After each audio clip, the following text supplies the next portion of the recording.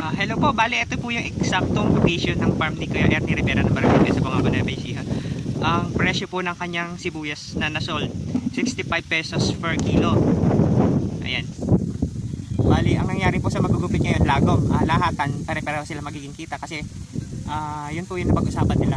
Para nga naman lahat magkakaroon ng trabaho. Pakita natin. Ate, ito yung legit. Opo. Ito yung good. Etong. Ay, rejected to. Tapos ito yung good. Ayan. Tapos, ito, sample. Sample Konti lang naman pa. Ano lang yun. Oo nga. Joke lang yun.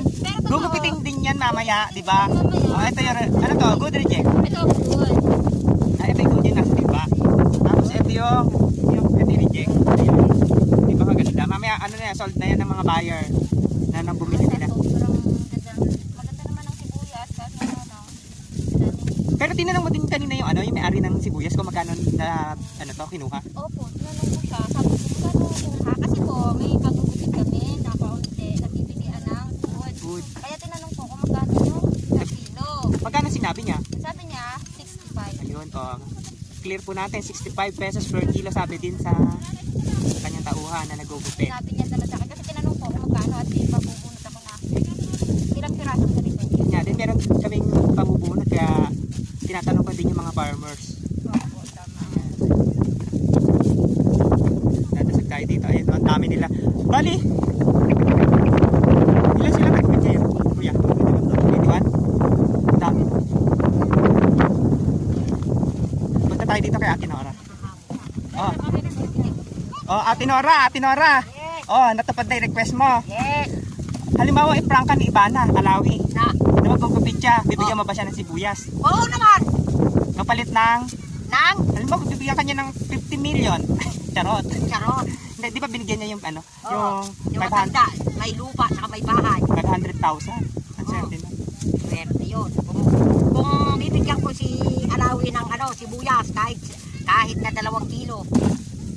Kaunti naman, gawin mo namang Supot ka mo, isang ha? supot. Nasupot? Kahit 2 supot pa. Wala naman ako sarili sibuyas ha. Yung sahod mo, ibili mo na, di ba? Chance mo na yon. Sige. Halimbawa, Sana makita natin si Ibana. Si Ibana. Dapat nga meron siya, nagbablog siya sa mga bukid. Hindi naman siya nagpupunta rito. Gusto niya naman kasi, Sa siya doon sa mga ibang lugar. sa Manila. Paano naman yung mga, Sa Manila, nakakarating din siya sa mga sa ibang lugar? Oo, kaya lang hindi rito sa Nueva Ecija. Oo nga. Dapat nga sana gumawi rin siya rito para matulungan niya rin yung ibang taong naghihirap tulad ko. Kaya nga, Kahit isang tukalang manawagan ka na kay Ibana Alawi.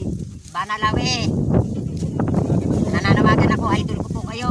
Pumunta po kayo dito sa Nueva Ecija, sa Bungabong, Para para mag-ano po kayo rito, mag-vlog. magugupit siya ng sibuyas. Ganun. Para kayo ibibigyan ko ng sibuyas. Ate Nora, ilang kayo ngayon lahat? Meron po kami 80. 80 plus? Yes. Sa tansyan mo, ilan magiging kita mo ngayon? Umikit naman siguro kahit 2 dati. Ayun, pinagpalakan na po dun sa ganung At least hindi tambay. Oo, at least lahat kita. Ay, ayun. Ah. Di ba yun po yung request nyo? Yes. Walang uuwi, lahat nagkaroon. Pero kung ito'y hindi lago, maraming uuwi kasi lahat ang abutan. Kaya nga po. Ayan, thank you very much. Okay.